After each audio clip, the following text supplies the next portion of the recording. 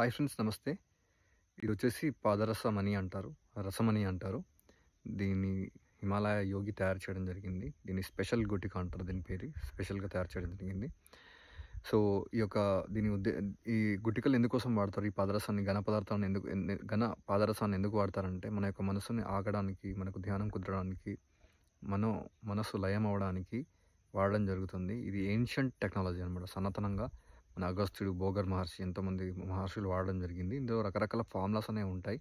ఇది స్పెషల్ గుట్టిగా ఇది మనకి వేసుకోవడం వల్ల మన యొక్క ఆరా అనేది పెరుగుతుంది. దీని ఆరా 30 మీటర్స్ ఉంటుంది. ఇది మనం వాడడం వల్ల మన యొక్క సంకల్ప శక్తి అనుకోండి, మన ఆరా అనుకోండి, మెడిటేషన్ అనుకోండి, ఇవన్నీ కూడా మనకు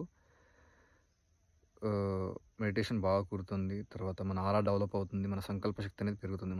మన యొక్క ఎనర్జీని మల్టిప్లై చేస్తుంది ఇది. సో ఎవరైనా వాడుకోవచ్చు. దీన్ని చిన్నపిల్లల నుంచి పెద్దవాళ్ళందరూ కూడా వాడుకోవచ్చు. దీని యొక్క నియమం ఏంటంటే, ఇది ధరించిన వాళ్ళు నాన్ వెజ్ తినకూడదు. సో ఇది హిమాలయాల్లో ఉన్న ఒక సిద్ధయోగి మాత్రమే చేసిండు.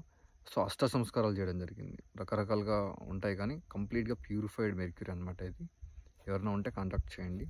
Thank you so much.